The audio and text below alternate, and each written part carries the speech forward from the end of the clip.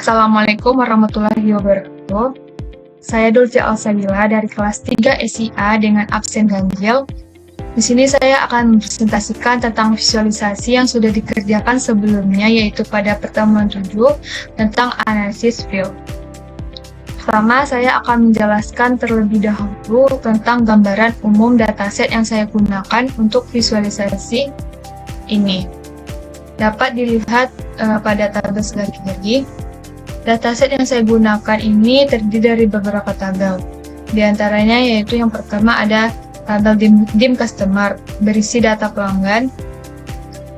Yang kedua ada dim location yang menyimpan data lokasi penjualan.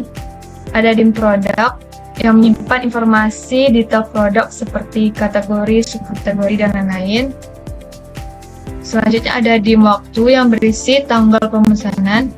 Dan yang terakhir ada sales spec yang menyimpan data transaksi penjualan termasuk profit, sales, diskon, dan lain-lainnya.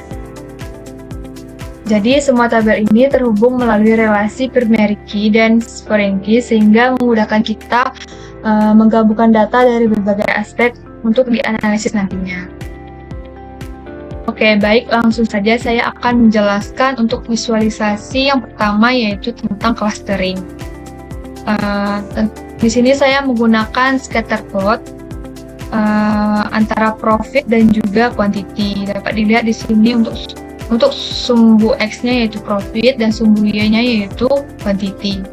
Alasan pemilihan scatter plot ini adalah karena kita ingin melihat distribusi serta outlier dari data penjualan yang ada. Dengan scatter plot, kita bisa mengidentifikasi apakah peningkatan quantity selalu berbanding lurus dengan profit atau tidak. Untuk memperjelas pengelompokan data, saya menggunakan fitur clustering atau Anteview. Hasilnya data secara otomatis menjadi 5 bagian cluster berdasarkan kemiripan profit dan quantity. Dapat dilihat insight-nya. Yang pertama yaitu untuk cluster 1 yang berwarna biru berisi produk dengan quantity sedang dan profit mendekati 0 atau negatif, yang artinya ini harus diwaspadai karena kemungkinan terjadi diskon yang berlebih atau margin yang tipis. Dan untuk cluster 2 yang berwarna oranye berisi produk dengan kuantiti kecil atau rendah dan profit negatif yang artinya perlu dievaluasi karena menyebabkan kerugian. Dan ada cluster ketiga yaitu berwarna hijau muda. Itu berisi produk dengan profit sangat tinggi meskipun kuantiti rendah. Kondisi ini dapat dilihat bahwa produk mulai memberikan profit dengan kuantiti yang bervariasi. Dan yang keempat yaitu ada cluster 4 yang berwarna hijau, produk yang menjadi andalan karena kuantiti tinggi dan profitnya itu positif dan stabil. Dan yang terakhir yaitu cluster kelima yang berwarna kuning, produk premium dengan profit tinggi meski kuantiti tidak selalu besar. Simpulkan bahwa visualisasi ini dapat membantu manajemen mengelompokkan produk berdasarkan kinerja penjualannya, sehingga strategi promosi, pricing, hingga pengolahan stok bisa optimal. Baik, selanjutnya untuk visualisasi yang kedua yaitu median. Di sini saya juga menggunakan visualisasi scatter plot antara tabel sales dan juga quantity. Untuk sumbu X-nya yaitu sales dan untuk sumbu Y-nya yaitu quantity. Di sini saya menggunakan label median pada kedua sumbu sebagai garis pembagi data untuk melihat distribusi data di atas dan di bawah rata-rata. Dan di sini saya juga menambahkan label pada beberapa produk yang menjadi outlier. Contohnya itu pada produk Starplus dan juga produk Starplus envelope. Artinya produk ini sangat diminati karena kuantitinya tinggi. Dan juga ada beberapa produk lain seperti Global Enterprise yang di bawah ini yang menghasilkan sales besar walaupun kuantitinya tidak terlalu banyak, yang kemungkinan merupakan produk premium dengan harga jual tinggi. Sehingga insight dari visualisasi ini, yang pertama yaitu ada beberapa produk yang mampu menghasilkan sales besar dengan kuantiti kecil.